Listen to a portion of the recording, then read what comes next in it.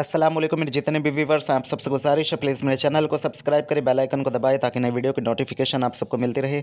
आज मैं आप सबके लिए अमल लेकर आया हूँ, ये कर्ज़ उतारने का वजीफ़ा है। बहुत सारे लोग मुझे मैसेज करते हैं कि कोई ऐसा अमल बताएं उन्हें कि उनका जो कर्ज़ है वो अदा हो जाए। और यकीन मानिए कि बहुत बड़े बड़े जो है कर्ज़ मेरे कई वजीफ़ों से लोगों ने अल्लाह के हुक्म से, अल्लाह के कलाम से जो है अपने जो है फ़ायदा उठाया है और अदा किए हैं कर्ज़ को। और ऐसे ऐसे कि आप यकीन मानिए 6 महीने में एक जो बहन थी, लगभग 50 लाख से ऊपर उनका कर्ज़ था बैंक का। और वो जम्मू साइड की थी, मैंने बताया भी था पिछले कई वीडियो में बताया भी है ये।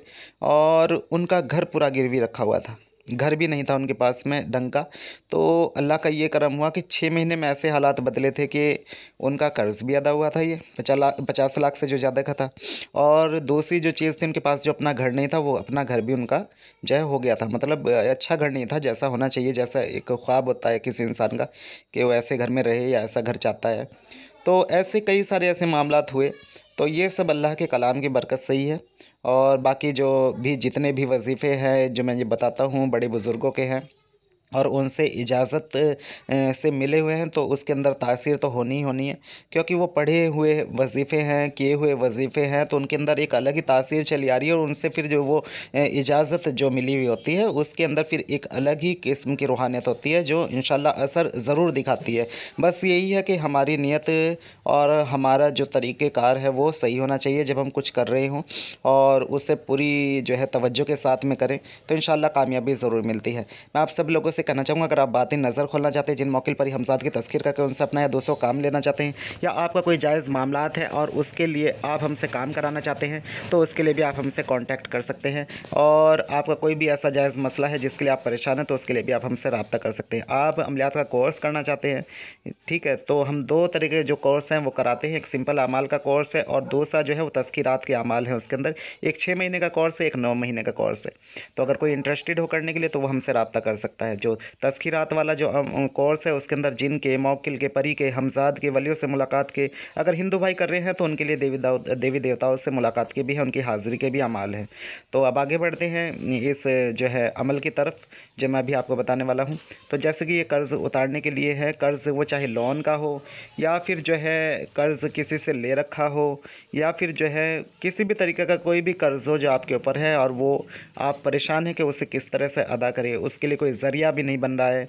कुछ लोग ऐसे होते हैं, उनके पास में काम होता है लेकिन काम नहीं चल रहा है, तो उससे कुछ हालात जो है बेकार हो जाते हैं, यानी कि वो अदा नहीं कर पाते हैं। कुछ लोग ऐसे होते हैं जिनके पास में ज़रिया ही नहीं होता है, और वो किस तरह से जो है अपने जो हालात हैं उन्हें बेहतर भी करें और अपना जो कर्ज़ है उसे भी उतारें, तो वो उसी कश्मकश में वो रहते हैं और परेशान रहते हैं और तलाश करते हैं। कभी कभी जो है इस तरह के लोग कई बार गलत जो है रास्ते पर भटक भी जाते हैं, गलत कामों में, गलत चीज़ों में पड़ जाते हैं, तो वो चीज़ बहुत ही ख़राब हो जाती है कई बार, और हालात को और बेहतर करने के बजाय जो है और बिगाड़ देती है।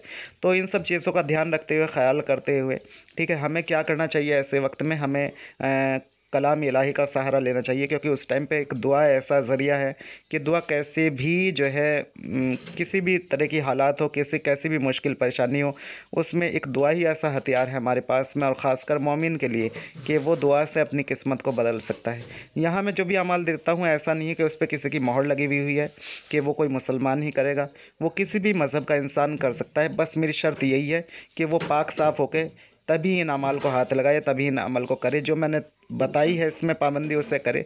नमाज़ पढ़ने की ज़रूरत नहीं है, ठीक है, अगर कोई गैर मुस्लिम है उसके लिए कह रहा हूँ। और लेकिन वो दूसरे जो भी मामलात हैं उन्हें पूरे करे, जैसे वज़ू करना, पाक साफ़ रहना, ताहरत से रहना, ठीक है, इन चीज़ों का ख़याल रखें। बाकी और जो भी चीज़ मैंने उसके अंदर बताई हो, तो उन चीज़ों को ज़रूर फॉलो करें, तभी इंशाल्लाह जो अमाल है उनके जो फ़ायदे हैं उन्हें मुकम्मल तौर पे मिल पाएंगे। तो ये अमल जो मैं आपको बताने वाला हूँ, ये बहुत छोटा सा अमल है, और इस सूरह को लगभग लगभग ऐसा कोई मुसलमान होगा जो नहीं जानता होगा, जो नहीं पढ़ता होगा। तो ये बहुत प्यारा अमल है, और इस सूरह के मैंने कई अमल अपने जो है पेज पर बताए हैं, और मेरी सबसे फेवरेट सूरह है ये। क्योंकि ये सूरह ऐसी है कि इससे आप किसी भी किस्म का काम ले सकते हैं, किसी भी किस्म से ये मत समझ लीजिएगा कि कोई गलत काम लेना है, ठीक है। यानी कि हर हाजत आप पूरी कर सकते हैं, बस वो जायज़ हो, क्योंकि कलाम इलाही से, कुरान से आप जो है अच्छे काम ही लें तो बेहतर है। काम तो कोई भी किया जा सकता है, लेकिन बात यह है कि आप हक़ पर होने चाहिए, ठीक है।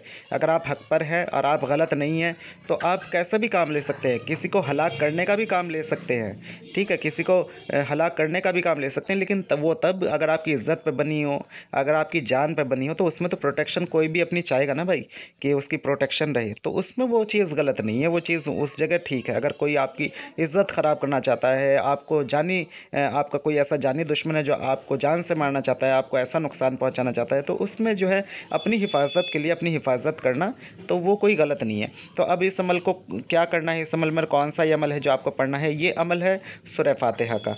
इस अमल को आपको क्या करना है, हर नमाज के बाद में, यानी कि हर फ़र्ज़ नमाज के बाद में सूरह फातिहा पढ़नी है आपको, और 25 बार पढ़नी है सूरह फातिहा।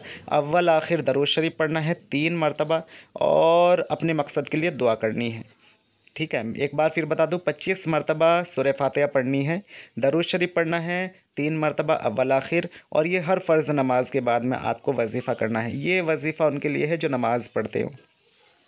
तो इंशाल्लाह इससे आपको पता नहीं चलेगा, और 40 दिन के अंदर ऐसे असबाब पैदा होंगे कि इंशाल्लाह आपका किसी न किसी तरीके से जो है कर्ज़ अदा हो जाएगा। अगर हमें ये लग रहा है कि कोई चीज़ वर्क तो कर रही है, यानी कि आपके ऊपर सपोज़ करें कि कोई बहुत बड़ा कर्ज़ है और आपने ये वजीफ़ा स्टार्ट कर दिया। अब आपकी इनकम अगर पहले ये थी कि आप 500 कमा रहे थे, 1000 कमा रहे थे, और अब आप जो है 5000 कमाने लगे, तो इसका मतलब भी ये समझे कि वजीफ़ा काम कर रहा है। अगर सपोज़ करें 40 दिन में आपको उतना फ़ायदा नहीं हो रहा है जितना आप चाहते हैं, लेकिन फ़ायदा तो हो रहा है, तो जब फ़ायदा हो रहा है तो उसे कंटिन्यू रखें। इंशाल्लाह वैसे ही हालात और बेहतर होते जाएंगे, और वैसे ही इनकम भी इंशाल्लाह और बढ़ती जाएगी। नीयत बहुत ज़रूरी है किसी भी अमल को कर रहे हों, और नियत का होने के साथ साथ आपका मकसद उस वक्त जहन में हो, फोकस आपका उस टाइम अमल की तरफ होना बहुत ज़रूरी है। आप पाक साफ़ हो, जहाँ भी आप नमाज़ पढ़ रहे हैं, इसके लिए कोई ऐसी जगह की कैद नहीं है। आप घर पे पढ़ रहे हैं, आप मस्जिद में पढ़ रहे हैं, आप किसी भी जगह हैं, औरतें हों, मर्द हजरात हों, यानी कि बूढ़ी औरतें जो जिनकी बात है, जिन्हें जो हैज़ की दिक्कत नहीं होती, वो भी पढ़ सकती हैं, वो भी कर सकती हैं। तो इसका कोई ऐसा मामला, ऐसी वो चीज़ पेश नहीं आएगी, इसमें दिक्कत परेशानी, बहुत आसानी से ये अमल कोई भी कर सकता है। तो इसे ज़रूर करें, ज़रूर आजमाएं और इससे फ़ायदा उठाएं। इंशाल्लाह कैसा भी और कितना भी बड़ा कर्ज़ आपके ऊपर होगा, वो अदा हो जाएगा, आपको मालूम भी नहीं होगा, आपको पता भी नहीं चलेगा। और ये ऐसी सूरह है, जैसे कि मैंने कहा, ये सबको आती है, और ये बहुत बहुत बहुत बहुत ताकतवर सूरह है जो सूरह फातिहा है।